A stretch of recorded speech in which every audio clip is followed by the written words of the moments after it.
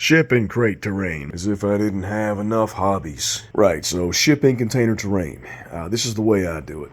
They call this a corrugated plastic. This is my T-square. It's about 2 inches wide. This is what I use to measure width. Okay, so I use 3 different kinds of wood. First type is the 1/4 inch by 1/4 inch poplar. I also use the 1/16 by 1/16 basswood. And then I use the basswood strip 1/16 by 1/4 inch. Line that up. Edge to edge. Be very careful. Sharp objects hurt. There you go, a 10-inch wide sheet for the whole thing. Measure this out to about 4 3/4, 3 times.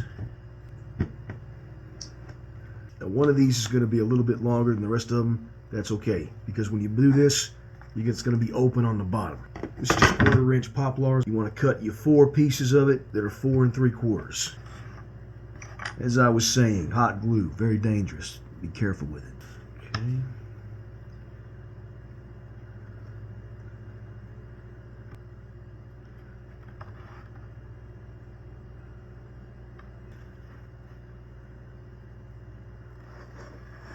Thermal glue is your best friend. Treat it with respect.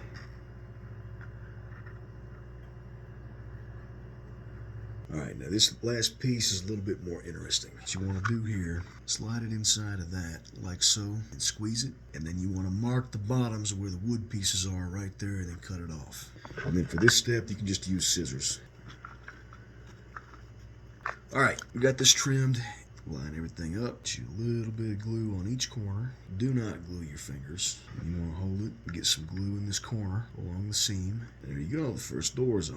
Now you want these gaps here. It adds a little bit of an effect to it. Nice raw container box. Now for the details. You got 2 different kinds of basswood here. This one is the 24 inch 1/16 by 1/4 inch. And then this one is just the 1/16 square. What you're doing here is you're making 4 hinges. You want to measure a 1/2 inch 4 times. And the cool thing about this stuff is you can just use scissors to cut it. Now for these hinges, trust me when I say this, do not try to do this with your fingers. You will burn them and it will hurt. You want to use some kind of reverse grip tweezers like what I got here. I'm going to use this one that I already did to get placement.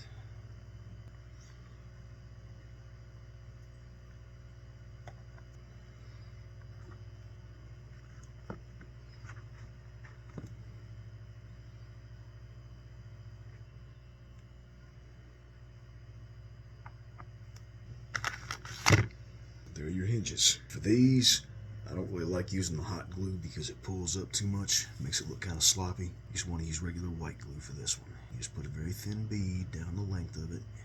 On the outside ones, you want to line up with the outside edge of your hinges. Now we just give that a minute to dry.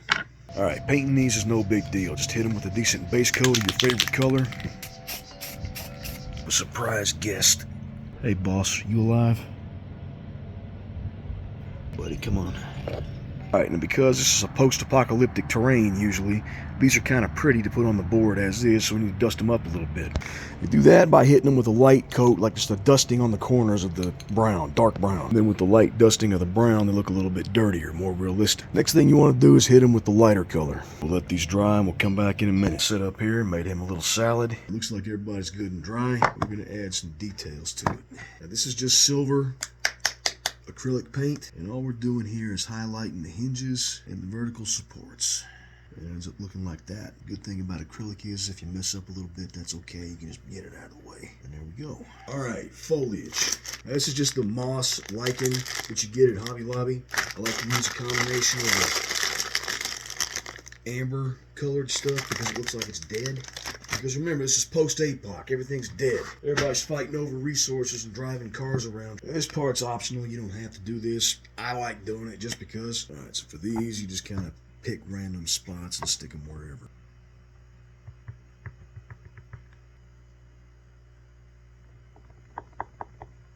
Kind of get a basic shape of what your foliage looks like.